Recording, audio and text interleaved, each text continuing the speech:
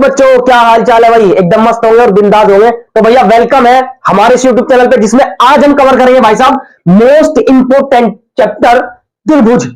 और भी एक चैप्टर करेंगे लेकिन वो सस्पेंस है, पहले त्रिभुज करेंगे क्योंकि हाई वेटेज चैप्टर है, यहां से सवाल जरूर बनेगा, ठीक है ना। और इंपोर्टेंट क्वेश्चन करेंगे, मात्र 4 से 5 क्वेश्चन, और आपका कल्याण हो जाएगा। क्लियर है? तो भाई वीडियो में बने रहना, तभी आपको इसका फायदा मिलेगा। तो देरी न करते, फटाफट शुरू करते हैं। जल्दी जल्दी सारे बच्चे आ जाओ, फिर क्लास को स्टार्ट करेंगे।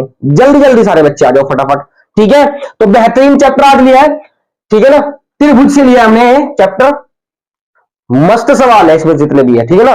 आपको 100% यहां से सवाल जरूर मिलेगा मेरे भाई, ठीक है ना। तो चलिए शुरू करते हैं फटाफट, ठीक है। चलो जी, पहला सवाल देखो हमने क्या लिया है। कह रहे हैं यदि किसी त्रिभुज की एक भुजा के समांतर, समझना बहुत ध्यान से, यदि किसी त्रिभुज की एक भुजा के समांतर अन्य दो भुजाओं को भिन्न भिन्न बिंदुओं पर प्रतिच्छेद करती है, प्रतिच्छेद करने के लिए एक रेखा खींची जाए, तो ये दो, अच्छा तो ये 2 बार लिख दिया है ना। चलो कोई बात नहीं, एक बार ही कर देते भाई, है ना, कोई बात नहीं। तो ये अन्य दो भुजाएं, एक ही अनुपात में विभाजित होगी। मैं इसको बताता हूं कि बेटे से थेल्स प्रमेय भी कहते हैं। क्या कहते हैं? थेल्स प्रमेय भी कहते हैं इसको, ठीक है ना। और ये 6 नंबर की आएगी पूरी। कितने नंबर की आएगी? 6 नंबर की। मोस्ट इंपोर्टेंट है 2025 के लिए, 2025 के लिए मोस्ट इंपोर्टेंट, ठीक है। टिक लगा लो भाई इस पे, और इसको पक्का रट्टा मार के जाओ, रट्टा मार के जाओ इस पे, ठीक है। कह रहा है कि यहां पर मैं लिख देते, ठीक है, ही है, तीन सा लग रहा है, ही लिख देते हैं ना। चलो जी, अब थेल्स प्रमेय का प्रूफ देखते हैं। मतलब हमें सिद्ध करना है। क्या सिद्ध करना है? कि ये एक ही अनुपात में विभाजित करेगी, मतलब ये और ये का अनुपात, ये और ये का अनुपात बराबर होगा। क्लियर है क्या? आई बात समझ में? चलिए तो फिर हम फटाफट जो है इसका सॉल्यूशन देखते हैं। सबसे पहले हल लिखते हैं, ठीक है। अब हम लिखेंगे भाई जो हमें दिया है सवाल में, हम वो लिखेंगे क्योंकि इसमें सब चीज लिखनी पड़ेगी, ठीक है। बहुत ध्यान से, सीधा इधर जाएगा सवाल, बस आराम से समझना मेरे भाई। दिया है, क्या दिया है लिख लेते हैं। सबसे पहले लिखेंगे दिया है। क्या दिया है कि त्रिभुज ए बी सी ने, क्या दिया है भाई? त्रिभुज ए बी सी ने, त्रिभुज ए बी सी में क्या दिया है कि भैया जो बीसी है वो डीई के समांतर है। ये जो डीई है वो समांतर है किसके? बीसी के। समांतर है किसके? बीसी के। यही तो बता रहा है कि भैया भुजा के समांतर है दूसरी भुजा, ठीक है कि नहीं, कि ये इसके समांतर ये लाइन है। क्लियर है क्या? समझ में आ गई? चलो जी, अगर ये समांतर है तो दिया है हमें। अब हमें सिद्ध क्या करना है वो लिखेंगे, है ना, क्योंकि सिद्ध भी तो करना है। अनुपात में विभाजित करेगी, एक ही अनुपात में। तो सिद्ध क्या करना है वो लिख लेते हैं। सिद्ध करना है, देखना जरा भाई, सिद्ध क्या करना है? अनुपात की AD upon BD, AD upon BD लिखता हूं, है ना, लिखने से ज्यादा समझ में आएगा। एडी अपॉन डीबी बराबर होगा अनुपात किसका? एई अपॉन ईसी के, एई अपॉन ईसी के। ये भैया हमारे को सिद्ध करना है। बात यहां तक क्लियर है क्या? क्या सभी बच्चों को यहां तक बात समझ में आ गई? पक्का? चलो जी, अब हम क्या करेंगे बेटा? रचना करेंगे। क्या करेंगे? रचना करेंगे, ठीक है ना। आपको सारे स्टेप लिखने हैं, तभी आपको अच्छे से नंबर मिलेंगे। क्योंकि बेटा ये प्रमेय है 6.1, थेल्स प्रमेय 6.1 प्रमेय है आपकी, बेहतरीन प्रमेय है, ठीक है। अब हमें रचना क्या करनी पड़ेगी? अब देखो रचना क्या करते हैं, इधर देखना, फिगर पे देखना, बहुत ध्यान से फिगर पे देखना।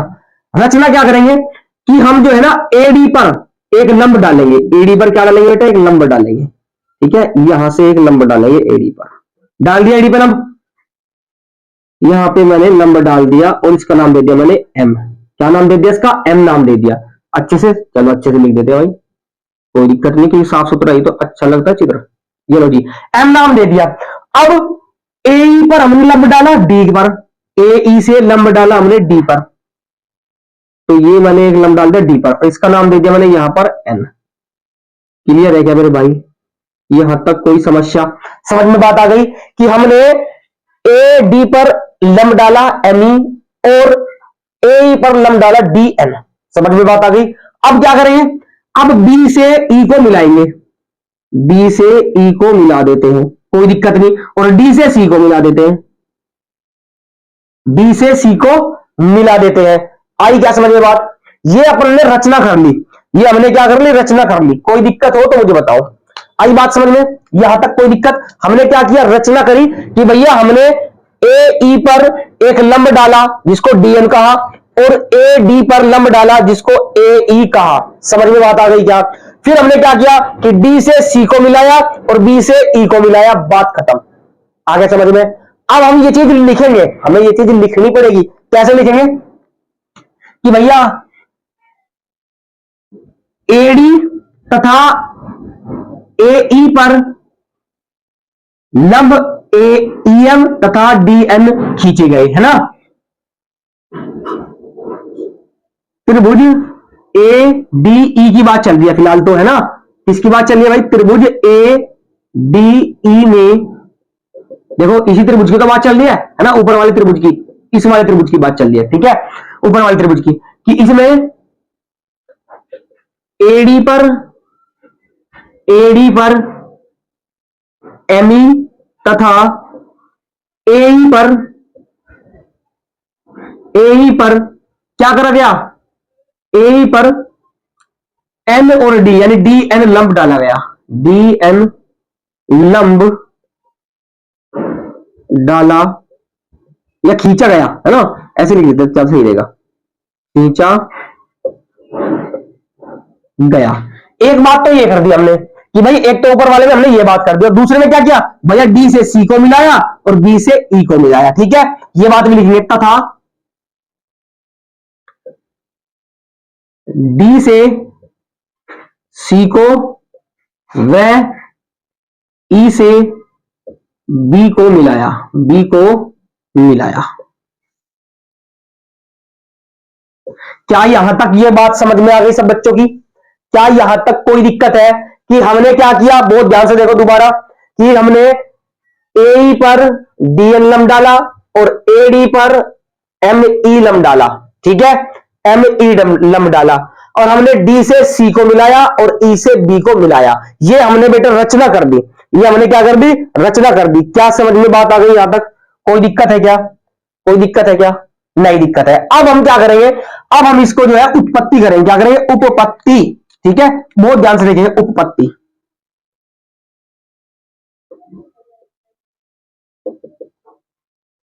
उपपत्ति मतलब चाय की पत्ती नहीं मेरे भाई, उपपत्ति यानी कि हम करेंगे कैसे उसको, है ना, तरीका उसका। तो हमने क्या किया? हमने त्रिभुज ले लिया। क्या यहां पर देखते हैं, ये ले लेता हूं मार्कर, है ना, इसे डार्क कर देंगे। हम इन त्रिभुजों का क्षेत्रफल लेंगे और फिर इन त्रिभुजों का क्षेत्रफल लेंगे। सिंपल है। इन त्रिभुजों का क्षेत्रफल और इन त्रिभुजों का क्षेत्रफल, जो दो त्रिभुज बन रहे हैं ना ये वाले जो हमने मिलाया ऐसे, देखो कैसे बन रहे हैं कि एक तो ये बन रहा है मेरे भाई, ये वाला, ठीक है ना, और एक ये वाला बन रहा है मेरे भाई, ये वाला। आया समझ में? तो इनका क्षेत्रफल भी लेंगे हम। क्लियर है कि नहीं है? पहले ऊपर वाला देखते हैं कि ए डी ई में, त्रिभुज ए डी ई में, ये बात लिखिए, त्रिभुज ए डी ई में, देखना जरा, त्रिभुज ए डी ई में समांतर लाइन है, तो इनका अनुपात क्या होगा बेटा? क्षेत्रफल निकालेंगे, अनुपात तो हमें सीधी करना है, अनुपात तो सीधी करना है, क्षेत्रफल निकालेंगे। तो भैया ए डी ई के क्षेत्रफल में बहुत ध्यान से देखना, बहुत ध्यान से। अगर इसका क्षेत्रफल मुझे निकालना है, यहां पर देखो ये मेरा त्रिभुज है ए डी और ई, इस पे मैंने लंब डाला है यहां से, ये मेरा क्या है? एम है, बिंदु है। अब लंब डाला है तो ये आधार है भैया, आधार, आधार यही होता है ना जिस पे लंब डालता है ना, ये आधार होता है। क्लियर है? तो ऐसे है त्रिभुज, त्रिभुज ऐसे है, तो ये आधार हो गया, ये पूरा का पूरा क्या है? आधार है। और ये इसकी क्या है? ये ऊंचाई है, यही तो इसकी ऊंचाई होगी। समझो ना बात को, ये क्या होगी? इसकी ऊंचाई होगी। आई बात समझ में? जब ऐसे देख रहे हैं, क्लियर है क्या? तो आधार, तो त्रिभुज ए डी ई में क्या लिखे? त्रिभुज ए डी ई में क्या होगा? त्रिभुज ए डी ई में क्या करेंगे? क्या करेंगे देखते हैं बहुत ध्यान से, ठीक है। क्या करेंगे? त्रिभुज ए डी ई में हम करेंगे, सूत्र लगाएंगे और क्या करेंगे, है ना। त्रिभुज ए डी ई में क्या करेंगे? त्रिभुज ए डी ई का क्षेत्रफल निकालेंगे सीधा, का क्षेत्रफल बहुत ध्यान से, क्योंकि हमें क्षेत्रफल बराबर दिखाने हैं। तो क्षेत्रफल का फॉर्मूला क्या होता है बेटा? किसी भी त्रिभुज के क्षेत्रफल का बेसिक फॉर्मूला जो होता है किसी भी त्रिभुज के, वो होता है 1/2 गुना आधार गुना में ऊंचाई। यही होता है ना, बेसिक फॉर्मूला होता है। तो ये लगाएंगे, क्या होता है भाई? 1/2 गुना में आधार और गुना में बेटा ऊंचाई। क्या ये बात यहां तक समझ में आई? आई कि नहीं? ठीक है। अब देखना भैया, 1/2 इंटू आधार। आधार क्या है? मैंने बताया आधार तो यही है, आधार तो यही है, एडी आधार है। क्या है आधार? एडी। और इंटू में ऊंचाई, ऊंचाई क्या है? एमई। क्या है? एमई। क्या बात यहां तक समझ में आ गई? समीकरण नंबर 1 ले लिया, कोई दिक्कत नहीं। बताओ यहां तक बात क्लियर है क्या? कि भैया आधार ये है और ऊंचाई ये है। आगे समझ में? चलो जी, अब हम क्या करेंगे, बहुत ध्यान से देखना है। अब हम क्या करेंगे? अब मुझे ये वाला और ये वाला अनुपात चाहिए कि नहीं चाहिए? देखो चेक करो, मुझे कौन सा अनुपात चाहिए? एडी अनुपात में डीबी। एडी अनुपात में डीबी, ये वाला चाहिए है ना, ये वाला चाहिए। तो मैं क्या करूंगा? अब मैं इसको लूंगा, अब मैं इस त्रिभुज को लूंगा। बहुत ध्यान से देखिए, अब मैं क्या करूंगा? इस त्रिभुज को लूंगा। क्लियर है? अब देखना बहुत ध्यान से। फिर अगेन लिखूंगा मैं कि त्रिभुज, यहीं से लिख दूं क्या? चलो बराबर लगा देते हैं। त्रिभुज डी बी ई में या ई डी बी में, ठीक है? क्या लिखते हैं? डी बी ई में या बी डी ई में, जो मर्जी लिख लो। तो हम लिखेंगे त्रिभुज बी डी ई में या बीडी में। क्या क्षेत्रफल है? सीधा क्षेत्रफल ही तो निकाल रहे हैं अपन, तो ये लिख लेंगे हम क्षेत्रफल बराबर। ठीक है भाई। अब बीडीई का क्षेत्रफल, किसका क्षेत्रफल? भैया इस वाले का क्षेत्रफल। ये डी है, ये बी है और ये मेरा ई है। इसका क्षेत्रफल की बात कर रहे हैं, इसके क्षेत्रफल की। देखो मैं यहां पर इसको छायांकित कर देता हूं, इस वाले त्रिभुज की बात कर रहे हैं, ठीक है? इसका क्षेत्रफल लेंगे, बहुत ध्यान से समझेंगे इस चीज को। क्या होता है भाई? Basic formula same to same ही होता है। बेसिक फॉर्मूला क्या? कि 1/2 इंटू आधार और इंटू में ऊंचाई। भाई यही तो होता है, आगे समझ में? यही तो होता है फॉर्मूला, तो बेसिक यही होता है। समझ में आता है क्या मेरे भाई? अब आधार क्या है और ऊंचाई क्या है, इसमें हम ये देखेंगे। आधार क्या है और ऊंचाई क्या है, इसमें हम ये देखेंगे। अब ए डी ई की बात कर रहे हैं, इसकी बात, तो मेरे भाई ये तो आधार हो जाएगा। दूसरा पेन लेते हैं, चेक कर। ओ शिट, मार्कर दो तक गिर गए। अब देखो ये तो मेरा क्या हो जाएगा? आधार हो जाएगा। चेक करो, ये तो मेरा आधार हो जाएगा, ये आधार हो जाएगा। और ऊंचाई क्या लेंगे? ऊंचाई बहुत ध्यान से, ऊंचाई बेटा हमेशा क्या लेंगे? ऊंचाई लेंगे क्या? कि हम ले लेंगे आपकी ऊंचाई, क्या ले लेंगे? ऊंचाई हम ले लेंगे डी एन, नहीं ऊंचाई लेंगे हम एम ई, दोनों से ले लेंगे ऊंचाई। ठीक है? तो यहां पर देखना बहुत ध्यान से, यहां पर मैं क्या कर रहा हूं? मैं ले रहा हूं यहां पर 1/2 इंटू आधार क्या है? एडी, आधार सॉरी आधार क्या है? डीबी, आधार मेरा है डीबी, इंटू में ऊंचाई। ऊंचाई देखो, ऊंचाई जो इसके साथ होगी ये वाली ऊंचाई, बेटा हमेशा ये ऊंचाई लेंगे त्रिभुज की। ठीक है कि नहीं है? ये ऊंचाई लेंगे। देखो इसको अगर मैं आगे बढ़ाऊं तो यहां से यहां तक ऊंचाई होगी त्रिभुज की। क्लियर है क्या? कोई भी ऐसा त्रिभुज हो, मान लो ये ऐसा त्रिभुज है, तो भैया इसकी ऊंचाई क्या लेंगे? इसकी ऊंचाई क्या लेंगे? इसकी ऊंचाई बेटा हम लोग यहां से लेंगे, ऐसे ये वाली इसकी ऊंचाई होगी। ठीक है कि नहीं है? या फिर एक काम करेंगे, या फिर इसको आगे बढ़ाएंगे ऐसे, और ये भैया ये वाली इसकी ऊंचाई होगी, ये वाली ऊंचाई लेंगे हम, बाहर की तरफ ऊंचाई लेंगे। तो अगर ये त्रिभुज है तो ये ऊंचाई लेंगे बेटा हम, ई एम। कौन सी लेंगे? M E. तो यहां पर ले लेंगे एम ई, समीकरण नंबर 2। क्या बात समझ में आ गई? क्या अब यहां तक बात समझ में आ गई? थेल्स प्रमेय में कोई दिक्कत नहीं है। हमने क्या किया? हमने इस त्रिभुज का और इस त्रिभुज, क्योंकि मुझे पूरा चाहिए, एडी और डी भी चाहिए मुझे, एडी और डी भी चाहिए मुझे तो एक तरफ, तो ये मैंने ले लिया है ना, ये वाली और ये वाली मैंने निकाल ली। आगे समझ में? अब हम क्या करेंगे, मैं इसको थोड़ा सा इरेज करता हूं, ये सब कुछ बहुत ध्यान से देखना यार, हर किसी को समझ नहीं आती है थेल्स प्रमेय, हर किसी को समझ नहीं आती, बच्चों को जो ध्यान से देखेगा उसी की समझ में आएगी। कैसे किया? अब मैं क्या करने वाला हूं, क्योंकि मुझे एडी अपॉन में डी भी चाहिए, तो मैं इन दोनों को डिवाइड करने वाला हूं। क्या करने वाला हूं? डिवाइड करने वाला हूं। कैसे करूंगा? बहुत ध्यान से देखिए, बहुत ध्यान से देखिए। तो मैं क्या कर रहा हूं कि यहां पर लिख रहा हूं मैं समीकरण 1, समीकरण 1 डिवाइड में समीकरण 2, समीकरण 2 बेटा ये मैं लिख रहा हूं। आगे समझ में? ये मैं लिख रहा हूं। क्लियर है? अब समीकरण 1 क्या है मेरी? त्रिभुज एडीई का क्षेत्रफल, त्रिभुज ए डी ई का क्षेत्रफल और बटे में त्रिभुज बी डी ई का क्षेत्रफल, त्रिभुज बी डी ई का क्षेत्रफल। क्या यहां तक बात क्लियर हो गई? क्या बात यहां तक समझ में आई? सब बताओ।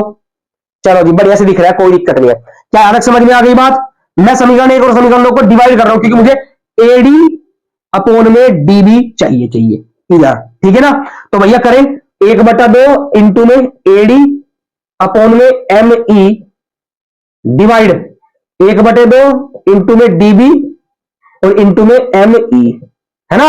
यहां तक बात क्लियर हो गई? यहां तक समझ में आ गई बात? अब क्या होगा? अब इससे 1/2 से 1/2 गया, एम ई से एम ई गया। क्या समझ में बात आई क्या? अब क्या बचा मेरे पास? मेरे पास बचा बेटा एडी और अपोन में डीबी। और चेक कर लो, इधर मुझे यही तो चाहिए था, एडी अपोन डीबी। समझ में आई क्या बात? समझ में आई क्या बात? तो भैया मैं इसको क्या करता हूं, हाईलाइट कर देता हूं यहां पर। चलो बात समझ में आ गई। समीकरण नंबर मैंने इसको नाम दे दिया 3, समीकरण 3 नाम दे दिया, कोई दिक्कत नहीं। क्या यहां तक सभी बच्चों को क्लियर है? तेज पर में क्या यहां तक सभी बच्चों को क्लियर है मेरे भाई? जल्दी बताओ। इसका प्रूफ चल रहा है और 6 मार्क्स का रखा हुआ मिलेगा 2025 में, ध्यान रखना। ऐसा ही क्वेश्चन आपको जरूर मिलेगा एक पर में सिद्ध करने के लिए। क्लियर है? आगे बढ़े क्या? जल्दी बताओ, आगे बढ़े। चलिए हम आगे बढ़ते हैं, ठीक है ना। चलो जी, अब देखना बहुत ध्यान से, मैं दीवार खींच देता हूं यहां पर ऐसे, इस तरीके से, क्योंकि जगह की थोड़ी सी शॉर्टेज है बेटा, तो जगह की शॉर्टेज को ध्यान में रखते हुए हम लोग ये चीज करेंगे, ठीक है। चलो जी, अब मैं क्या कर रहा हूं, अब जैसे मैंने इधर और इधर का अनुपात बराबर दिखाया, अब इसी प्रकार डिक्टो कॉपी मारनी है, इधर का और इधर का अनुपात दिखाना है, बात खत्म। क्लियर है कि नहीं है? आया समझ में? जैसे इधर का किया ऐसे इधर का कर देंगे। तो क्या करेंगे भैया, इसे करने के लिए भी तो एडी का क्षेत्रफल ही है ना। तो हम ले लेंगे, हम लिखेंगे इसी प्रकार क्या कर रहे हैं हम, त्रिभुज ए डी ई का क्षेत्रफल निकाल रहे हैं हम। क्या होता है जी, 1/2 इंटू आधार और गुणा में ऊंचाई। सही बात है कि नहीं है? यही तो होता है भाई, गुणा में ऊंचाई। क्लियर है? आया समझ में? अब देखना बहुत ध्यान से, फिर दोबारा से देखते हैं भाई। भाई आधार तो यही है, करो, इसका आधार तो ए ही है, आधार तो ए ही है। तो मैं क्या करूंगा कि भैया यहां पर सूत्र लगाते हुए चलता हूँ फटाफट, बराबर 1/2 इंटू में आधार क्या है, ए ही। क्यों? क्योंकि मुझे ए ही चाहिए इधर, है ना, तो ए ही चाहिए, आधार तो ए ही है, गुना में ऊंचाई क्या लेंगे, जो ये है, परपेंडिकुलर डाला है ये वाला, तो क्या हो जाएगा, dn हो जाएगा बेटा। क्या हो जाएगा, dn। क्या बात, समीकरण 1, सॉरी समीकरण 1 क्या, समीकरण 3 तो हो गई, समीकरण 4 हो जाएगी। क्या बात यहां तक समझ में आ गई? क्या यहां तक समझ में आ गई? भाई आधार और ऊंचाई ले लेंगे, ये वाली परपेंडिकुलर जो लंब डाला है कि नहीं है। चलो जी, अब उसके बाद मुझे त्रिभुज क्या चाहिए, उसके बाद मुझे ये वाला, क्योंकि ईसी भी तो चाहिए, और ईसी का त्रिभुज कौन सा है, जरा बहुत ध्यान से देखना। मैं क्या कर रहा हूं, मैं रेड पेन उठा रहा हूं ताकि आपको अच्छे से दिखे। देखना जरा, अब किसकी बात कर रहे हैं, अब इसकी बात कर रहे हैं बेटा, इसकी, इस वाले त्रिभुज की बात कर रहा है। अब इस वाले त्रिभुज की बात कर रहा है, मतलब अगर मैं इधर बना दूं एक त्रिभुज ऐसा, तो इस त्रिभुज की बात कर रहा है, वो डी ई और सी की। क्लियर है क्या? क्या बात समझ में आई? और इस पर देखो, यहां पर ये क्या जा रहा है मेरा, ये मेरा डी एन लंब जा रहा है, तो ऊंचाई मुझे ये ही लेनी पड़ेगी, और कोई ऑप्शन नहीं होता। ठीक है, क्या किया मैंने कि इस बार त्रिभुज कौन सा है, डी ई सी या सी डी ई, तो मैं लूंगा इधर त्रिभुज सी डी ई का क्षेत्रफल बराबर क्या होगा, 1/2 गुना में आधार और गुना में ऊंचाई। भाई फॉर्मूला बेसिक तो सबका यही चलेगा, सही बात है कि नहीं है? हाँ जी सही बात है। तो फिर क्या दिक्कत है, 1/2 इंटू आधार क्या है भैया, ईसी। भाई आधार क्या है, ईसी, और गुना में ऊंचाई, ऊंचाई मेरी डीएन ही रहेगी, ऊंचाई मेरी क्या रहेगी, डीएन रहेगी। समीकरण नंबर 5। कोई दिक्कत, समझ में आ गई बात? भाई ऊंचाई मेरी तो सेम रहेगी, डीएन इधर भी और इधर भी सेम रहेगी। इसमें जब लेंगे ये ऊंचाई, इसमें लेंगे यही ऊंचाई। ठीक है कि नहीं है? आ गया समझ में? कोई दिक्कत है क्या? यहां तक कोई दिक्कत है क्या बेटे? डीएन डीएन हाँ बिल्कुल ठीक है, कोई दिक्कत नहीं है। आ गया समझ में? यहां तक कोई टेंशन नहीं। अब क्या करेंगे, अब भैया डिवाइड करेंगे जैसे पहले किया था। क्या कि समीकरण 1 तो इस समीकरण एक कहां है, यहां पर 5 4 है ना, समीकरण 4 और डिवाइड समीकरण 5।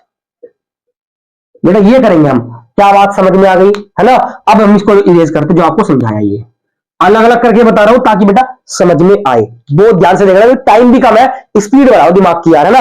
और ये सवाल को रट्टा मार लो भाई, ये जरूर मिलेगा आपको रखा हुआ। ऐसा सवाल गजब सवाल है, हर साल आता है ये, इसलिए कह रहा हूं क्योंकि हर साल आता है भाई, हर साल पूछा जाता है ये, ठीक है। और 6 नंबर में पूछते हैं, तो हम लिखेंगे यहां पर क्या, कि त्रिभुज ए डी ई का क्षेत्रफल, और अपोन में लिखेंगे भैया त्रिभुज सी डी ई का क्षेत्रफल, त्रिभुज सी डी ई का क्षेत्रफल बराबर कितना हो जाएगा भाई, कितना है इसका 1/2, 1/2 गुना में ए और गुना में डी एन, अपोन इसका क्या है भैया 1/2 गुना में ईसी और गुना में डी एन। बात समझ में आई। देखो यहां पर 1/2 ए इंटू डी एन, ऊपर वाले का क्षेत्रफल, नीचे वाले का 1/2 ईसी इंटू डी एन। क्या बात यहां तक साफ है, बिल्कुल क्लियर है। चलो जी, अब मैं क्या करूंगा, 1/2 से 1/2 खत्म, डीएन से डीएन खत्म, तो बेटा बचेगा क्या, बचेगा मेरा ए ई और अपोन में बचेगा मेरा ई सी, सॉरी ई और ये मेरा सी बचेगा। यही तो मुझे बताना था। इधर देखो ना, इधर मुझे ए अपोन ई सी और इधर बचा था मैंने A D upon D B.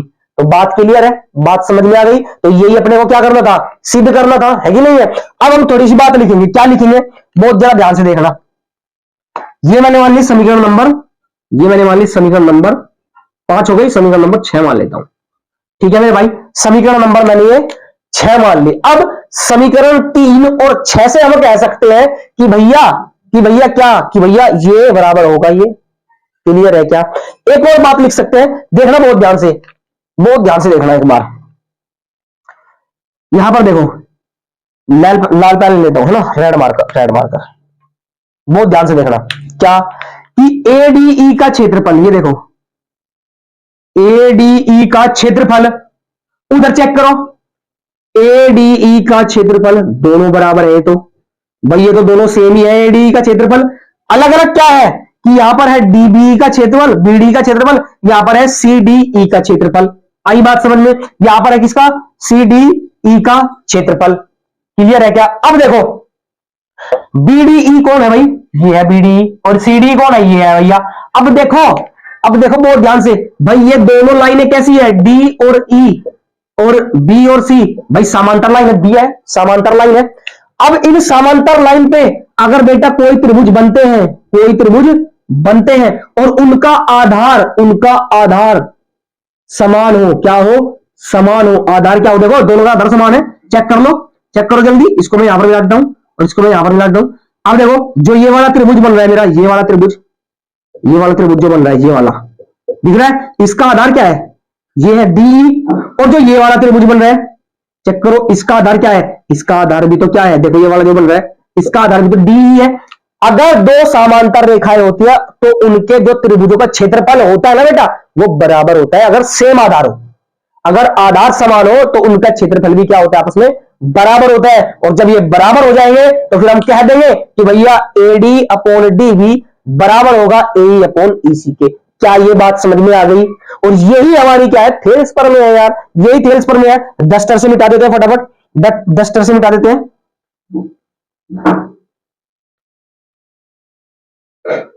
साथ साथ मिटाते चलेंगे और साथ साथ बढ़िया एकदम लिख देता हूं आपको डेफिनेशन। क्या कि 9th में एक प्रमेय होती है, पढ़ा था हमने 9th में, क्या यही जो बताया आपको, क्या होती है, इस पेन से लिखता हूं, ये होती है बेटा दो समांतर रेखाओं के बीच, अतः दो समांतर रेखाओं के बीच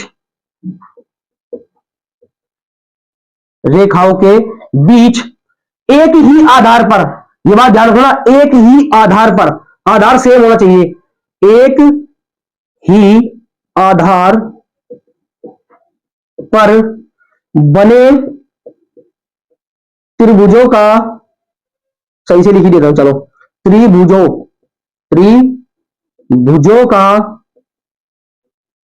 क्षेत्रफल, त्रिभुजों का क्षेत्रफल, इसको हाईलाइट कर देता हूं मैं, बीच एक ही आधार को, ये देखो जी हाईलाइट कर दिया, एक ही आधार पर बने त्रिभुजों का क्षेत्रफल हमेशा बराबर होता है, हमेशा बराबर होता है। क्या बात समझ में आ गई? क्या क्या बात समझ में आ गई? यहां तक क्लियर है? अगर इनका क्षेत्रफल बराबर होगा तो ये दोनों लाइन कैसी होगी? समांतर होगी, तभी तो बात बनेगी। यानी कि क्या कह रहे हैं कि भैया जो डीई है वो समांतर है किसके? बीसी के, बीसी के समांतर है। और त्रिभुज त्रिभुज एडीई का क्षेत्रफल बराबर है त्रिभुज सीडीई के क्षेत्रफल के। यानी कि त्रिभुज बीडीई का क्षेत्रफल, बीडीई का क्षेत्रफल बराबर है किसके? सीडीई के क्षेत्रफल के। त्रिभुज त्रिभुज सीडीई का क्षेत्रफल के बराबर है। ये बात भी हमने ज्ञात कर ली है ना इस चीज से कि भाई दो समांतर रेखाएं होती है तो जो उनके बीच एक ही आधार पर कोण बनते हैं उनका क्षेत्रफल बराबर होता है। बात समझ में आ गई? क्या बात समझ में आ गई? क्या तो हम क्या देंगे, इसीलिए हम क्या कह देंगे, इसीलिए जो ये अनुपात होते हैं इनके ये भी आपस में बराबर होते हैं। तो एडी अनुपात डीबी बराबर होता है ईसी एसी एई अपोन में ईसी, एई अपोन में ईसी के। और यही अपने को क्या करना था? यही अपने को बेटा सिद्ध करना था और ये हो गया अपना इति सिद्धांत। क्या ये बात समझ में आ गई? तो भाई ये बात समझ में आ गई? क्लियर है? आई होप कि ये थोड़ा आपको समझ में आई होगी और मोस्ट इंपोर्टेंट है, एग्जाम में जरूर आएगी। ठीक है, तो फटाफट देरी न करके अगले सवाल की तरफ चलते हैं। सवाल नंबर 2 हमें क्या दिया गया देखते हैं बच्चों। तो बेटा देखते हैं सवाल नंबर 2। सवाल नंबर 2 हमें क्या हुआ है, क्या दिया हुआ है? ठीक है ना, क्या दिया है भाई देखते हैं। कह रहा है आकृति 6.16 में पीएस अपॉन एसक्यू बराबर पीटी अपॉन टीआर है। ठीक है भाई, ये हमें दे रखा है। और फिर कह रहा है तथा पीएसटी बराबर है पी आर क्यू के। तो सिद्ध कीजिए कि त्रिभुज पी क्यू आर एक समद्विबाहु त्रिभुज है। ये बताना है। समद्विबाहु का मतलब है दो भुजाएं समान कर दो कोई भी तो समद्विबाहु त्रिभुज हो जाएगा, है ना। तो भैया ये दो भुजाएं मैं समान करने की कोशिश करूंगा। क्लियर है? समझ में आई? अब हम देखते हैं इसका हल। तो सबसे पहले लिखते हैं दिया है, दिया है। क्या दिया है भाई? बहुत ध्यान से देखो। एक तो दिया है हमें ये चीज और एक दी है वो चीज। ठीक है भाई, एक तो वो चीज दी है और एक ये चीज दी है। तो मैं लिख लेता हूं पहले कि भाई क्या क्या दिया है कि भैया P S upon S Q बराबर है पीटी अपॉन में टी आर, तथा क्या दिया है कि एंगल पी एस टी बराबर है एंगल पी आर क्यू के। ये दो चीज हमें दे रखी है। क्लियर है? अब बहुत ध्यान से देखना, चित्र में इसको मैच करने की कोशिश करते हैं। P S upon S Q, P S upon S Q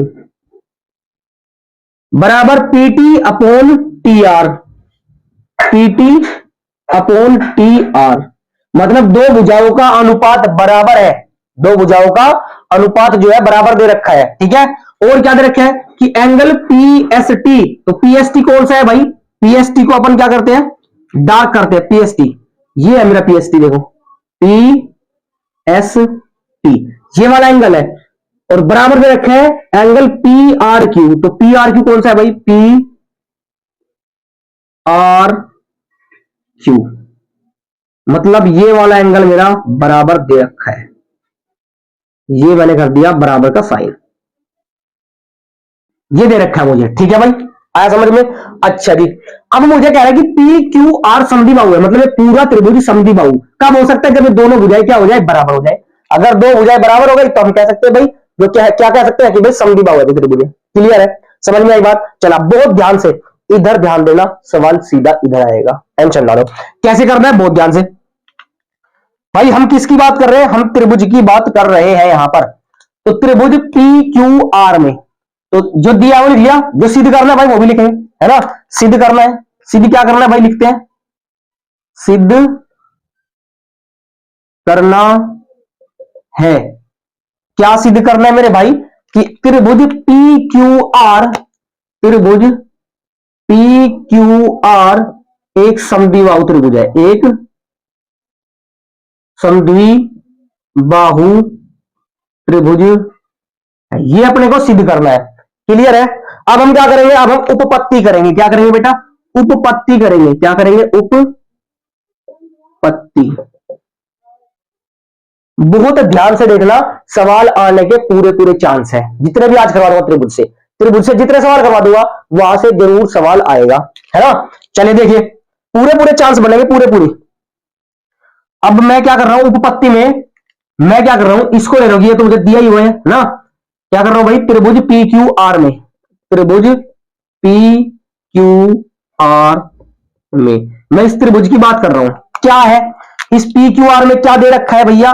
ये दे रखा है कि भैया पी एस अपोन में एस क्यू बराबर है पीटी अपोन में टी आर के। दिया है कि नहीं दिया है? ये दिया है कि नहीं दिया है? ये क्या किया है? ये दिया है। हम लिख देते हैं ये दिया है। बात समझ में आ गई? हमने रीजन दे दिया भैया ये दिया है।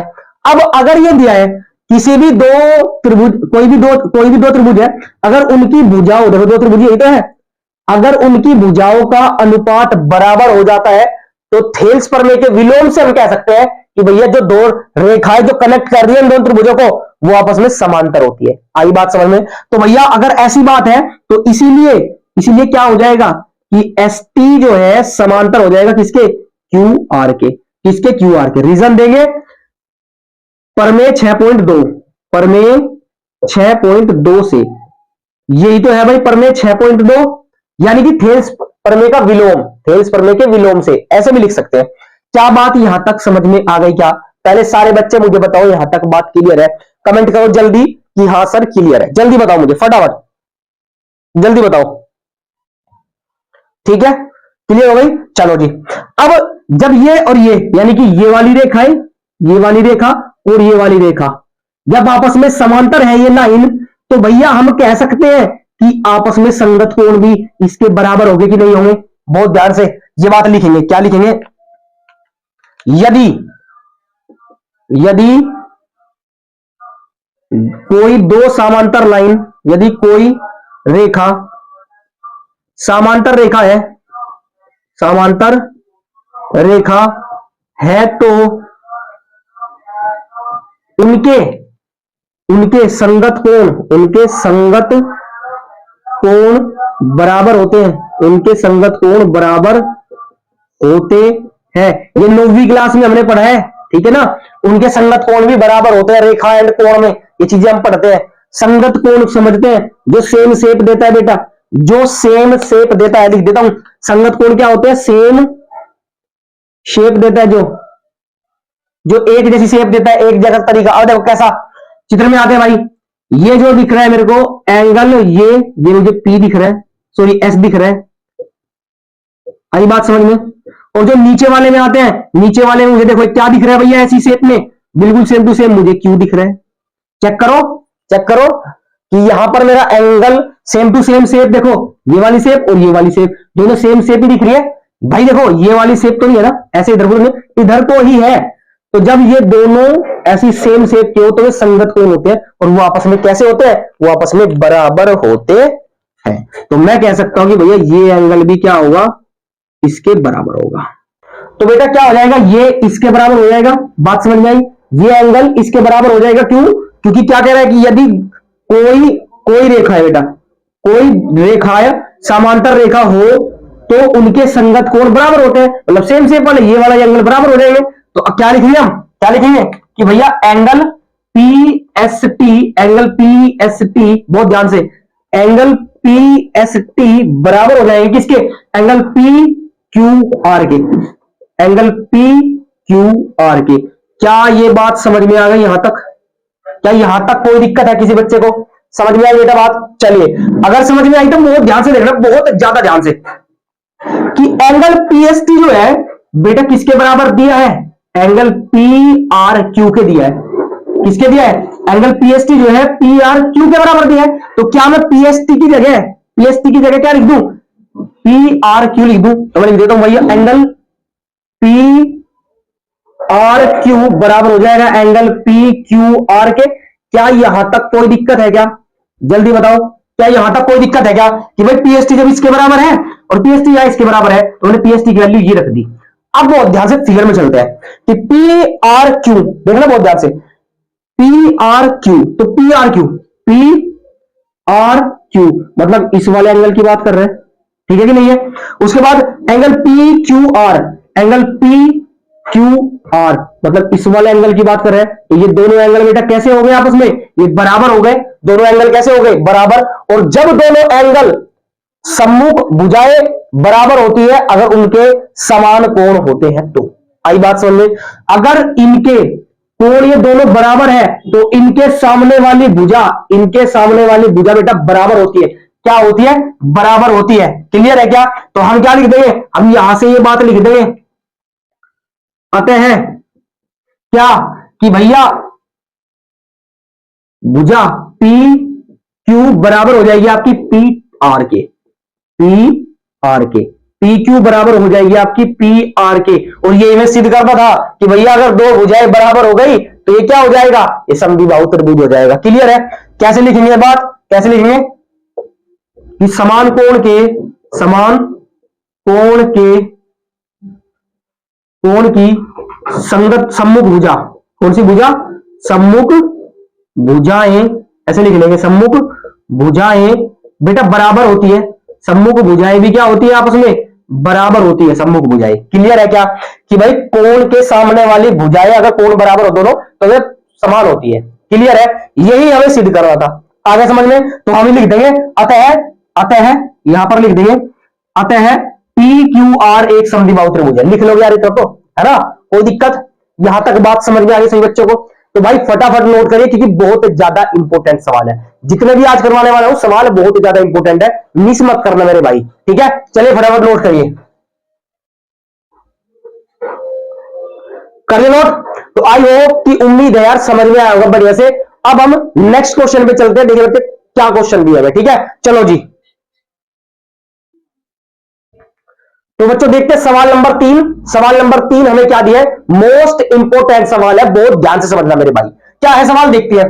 तेरा आकृति 6.18 में यदि LM समांतर है CB के, LM समांतर है CB के, ठीक है, LM समांतर है CB के और LN समांतर है CD के, LN समांतर है CD के, तो सिद्ध कीजिए कि AM अपॉन AB बराबर AN अपॉन AD, ये सिद्ध करना है भाई, ठीक है कि नहीं है। चलिए तो हम इसका सॉल्यूशन देखते हैं, बड़े प्यार से देखिए, सीधा इधर फीड कर दूंगा आपके, बस ध्यान देना है, बस थोड़ा सा। क्या करते हैं भाई, हल शुरू करते हैं। तो भैया क्या दिया है वो लिख लेते हैं हम, है ना, क्या दिया है वो लिख लेते हैं। क्या दिया है कि भैया दिया है, लिखिए सबसे पहले दिया है, क्या दिया है मेरे भाई, देखना जरा ध्यान से, क्या दिया है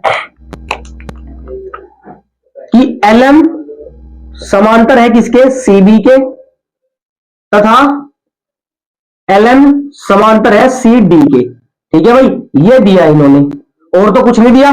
सिद्ध करना है कि ये सिद्ध क्या करना है वो लिख लेते हैं भाई, सिद्ध करना है, सिद्ध करना है, सिद्ध क्या करना है भाई कि AM upon AB, AM upon AB बराबर है AN अपॉन AD के, ये हमें क्या करना है, सिद्ध करना है। क्या यहां तक बात क्लियर है। देखो आप अगर कोई भी सिद्ध करने वाला सवाल करते हो तो आपको सबसे पहले लिखना पड़ेगा दिया है, और फिर उसके बाद करना है सिद्ध क्या करना है, क्लियर है, और उसके बाद उपपत्ति, ये तीन चीज तो जरूर करनी पड़ेगी। और अगर कोई प्रमेय सिद्ध करने के लिए तो फिर आपको बेटा रचना भी करनी पड़ सकती है, ठीक है। तो यहां पर मैं लिख रहा हूं उपपत्ति, क्या लिख रहा हूं बेटा, उपपत्ति, क्या लिख रहा हूं मैं, उपपत्ति। तो बहुत ध्यान से देखना, उपपत्ति में क्या कर रहा हूं मैं कि मैं त्रिभुज ले रहा हूं ABC, है ना, त्रिभुज ABC में, त्रिभुज ABC में क्या है, त्रिभुज ABC में ML जो है BC के समांतर दे रखा है, क्या दे रखा है कि ML जो है समांतर है किसके बेटा, BC के, ये दिया है, सही बात है, ये दिया है। अब अगर ये समांतर होती है लाइनें, अगर ये लाइन समांतर है तो फिर हम कह सकते हैं कि AM और AB का अनुपात, तो क्या कह सकते हैं हम, इसीलिए क्या कह सकते हैं कि भाई AM जो है अपोन में AB होगा, है ना, और बराबर में एल अपोन में एसी होगा। सॉरी बच्चों, एल अपोन में एसी होगा। ये हम कैसे कह सकते हैं, ये हम कैसे कह सकते हैं, प्रमेय 6.2 हमने पढ़ी है, प्रमेय 6.2 से ऐसे ही बिल्कुल डिक्टे लिख के आना बेटा आपको पेपर में अगर आ गया तो, ठीक है। ऐसे कि भाई 6.2 से हम कह सकते हैं कि A M upon A B होता है, एल अपोन ए सी होता है पूरा। क्लियर है क्या? मैं यहां पर इसको ले लेता हूं समीकरण नंबर 1, ठीक है। अभी बात समझ में। अब इसी प्रकार इसी प्रकार क्या करेंगे, त्रिभुज नीचे वाले लेते हैं ए डी सी, त्रिभुज नीचे वाला, त्रिभुज ए डी सी में क्या दे रखा है, त्रिभुज एडीसी में चेक करो, त्रिभुज एडीसी में क्या दे रखा है कि एल एन जो है, एल एन जो है वो सीडी के समांतर है। क्या दे रखा है कि एल एन जो है वो समांतर है किसके, सीडी के। किसके समांतर है, सीडी के समांतर है। क्या बात समझ में आई यहां तक? क्या यहां तक क्लियर हो गई क्या बात? बताओ मुझे कि भाई अगर ये दोनों समांतर होती है तो 6.2 पर में कहती है कि भाई ये और पूरा ये अनुपात होता है इनका, इसके बटे ये होता है। आई बात समझ में? और इसके बटे ये पूरा होता है। क्लियर है? ऐसे इसके बटे ये पूरा। आगे क्या समझ में, आगे क्या समझ में? तो बस यही करेंगे यहां पर कि त्रिभुज एडीसी में एल एन जो है समांतर है सीडी के, तो इसीलिए हम कह सकते हैं, इसलिए हम क्या कह सकते हैं कि भैया ए एन जो है, ए एन जो है वो एन डी के बराबर होगा, ए एन जो है वो एडी के बराबर होगा। तो लिखिए ए एन जो होगा वो अपोन में होगा किसके, ए डी के, है ना, और बराबर किसके, इसमें तो कॉमन ही है, ए एल अपोन ए सी। क्या होगा, ए एल अपोन ए सी होगा। क्या बात यहां तक समझ में आ गई क्या बेटा? समीकरण नंबर 2 कैसे लिखा है, प्रमेय 6.2 से लिखा है, प्रमेय 6.2 से हमने लिखा है। क्या यहां तक क्लियर है बात? बताइए मुझे, क्या बात यहां तक क्लियर है कि भाई ए एन अपॉन एडी और ए एल अपॉन ए सी होगा? क्या यहां तक क्लियर है क्या? पहले मुझे बताओ सारे बच्चे, आ गया समझ में मेरे भाई? बढ़िया से आ गया, कोई दिक्कत नहीं। ध्यान दो यार, एक बार मैंने प्रैक्टिस कर लेना, इसको रट्टा मार के यहाँ जितने भी आज सवाल करवा रहा हूं, जितने भी आज त्रिभुज के सवाल कर रहा हूं सारों पे रट्टा मार लो भाई, ठीक है। और कोई ऑप्शन नहीं बचा। अब देखिए, अब क्या कर रहे हैं, बहुत ध्यान से समीकरण 1 में आते हैं। समीकरण 1 में रेड पेन उठाते हैं, है ना। समीकरण 1 में देखो कि ए एल अपॉन ए सी दिख रहा है क्या, समीकरण 1 में। और समीकरण 2 में आते हैं, समीकरण 2 में ए एल अपॉन ए सी दिख रहा है क्या, दिख रहा है। जब दोनों ये बराबर होते हैं तो फिर ये दोनों भी बराबर होते हैं, ये दोनों भी क्या होते हैं, बराबर होते हैं। आई क्या बात समझ में, आई क्या बात समझ में? तो हम क्या लिखेंगे, हम लिखेंगे बेटा, या तो हम ऐसे लिख देंगे, हम ऐसे लिख देंगे कि ए एल अपॉन ए सी का मान, ए सी का मान समीकरण समीकरण 1 में रखने पर, ये रख देंगे, ठीक है। ए एल अपॉन ए सी का मान समीकरण 1 में रखने पर। अब रखो भाई, इसका मान समीकरण 1 में रखो, तो ए एम अपॉन ए भी है इधर, तो क्या है, A M, sorry, A M upon में ए भी है इधर, और बराबर इसकी वैल्यू रख दो। इसकी वैल्यू क्या है, ए एन अपॉन में A D, A N upon में क्या है बेटा, ए डी है। और चेक कर लो मेरे भाई, यही तो सिद्ध करना था, A M upon A B, A M upon A B बराबर A N upon A D, यही तो मेरे भाई सिद्ध करना था। चेक कर लो ना दोस्त, चेक कर लेना मेरे भाई। क्या समझ में आई क्या बात? क्लियर है? आई बात समझ में? और ये हमारा सवाल हो गया प्रूफ, इति सिद्धम हो गया भैया। आ गया समझ में? क्लियर है? फटाफट स्क्रीनशॉट लो मेरे भाई, टाइम नहीं इतना, जल्दी स्क्रीनशॉट लो, ले ले स्क्रीनशॉट। चलिए बहुत बढ़िया स्टाइल से हमने इस क्वेश्चन को कवर कर लिया। अब देखते हैं मेरे भाई अगला सवाल हमें क्या दिया हुआ है, ठीक है ना। देखो भाई यार, बहुत बेहतरीन तरीके से तुम्हें पढ़ा रहा हूं यार। अगर वीडियो अच्छी लग रही हो ना तो मेरे भाई लाइक और शेयर जरूर कर दिया करो यार, और जो भी नए हैं यार सब्सक्राइब कर लिया करो, ठीक है ना। चलिए तो भाई अगली वीडियो में, सॉरी अगले सवाल में चलते हैं। सवाल नंबर 4 अपने को क्या दिया है देखते हैं। तो बच्चों देखते हैं सवाल नंबर 4, सवाल नंबर 4 हमें क्या दिया है, बहुत ध्यान से देखिए। कह रहा है कि आकृति 6.36 में Q R upon Q S बराबर Q T upon P R हो तथा एंगल 1 बराबर एंगल 2 है, तो दर्शाइए कि त्रिभुज पी क्यू एस समरूप है त्रिभुज टी क्यू आर के, ये अपने को दर्शाना है भाई, समरूप दर्शाना है, समरूपता दर्शानी है अपने को। आई बात समझ में? चलो जी, अब देखना बहुत ध्यान से, हल देखते हैं इसका। क्या दिया है भैया? ये दिया है ना, तो लिख देते हैं बात कि दिया क्या है अपने को, दिया है, दिया है क्या दिया है कि क्यू आर अपोन में क्यू एस बराबर है क्यू टी अपोन में पी आर, तथा क्या दिया है, एंगल एक बराबर है एंगल दो के। सही बात है। सिद्ध क्या करना है मेरे भाई? देखो जरा ध्यान से, सिद्ध करना है, क्या सिद्ध करना है ये लिखना है।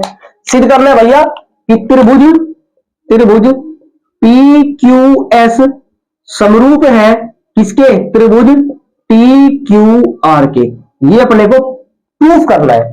आया क्या समझ में? यहां तक क्लियर है। अब क्या करेंगे, चित्र में चलेंगे अब, है ना, चित्र में बहुत ध्यान से देखेंगे। अब देखना कि अगर समरूप करना है, सॉरी समरूप करना है, तो एंगल क्यू और एंगल क्यू बराबर है। अगर हम दोनों एंगल क्यू बराबर दिखा दे तो ऑटोमेटिक समरूप हो जाएगा। क्लियर है। अब इधर आते हैं, क्या कह रहे हैं कि एंगल एक जो है वो एंगल दो के बराबर है। आई बात समझ में? तो त्रिभुज पी क्यू आर में जब दोनों एंगल बराबर है तो बेटा क्या उनके सामने वाली भुजा बराबर होती है?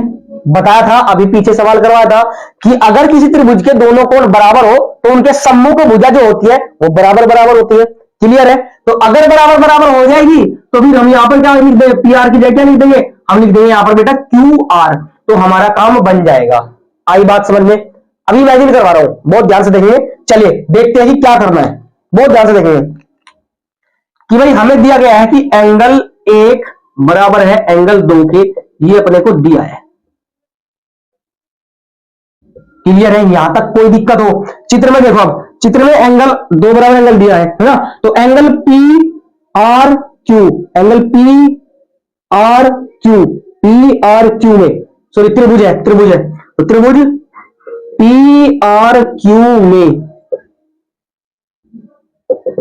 पी आर क्यू में एंगल एक बराबर एंगल दो है।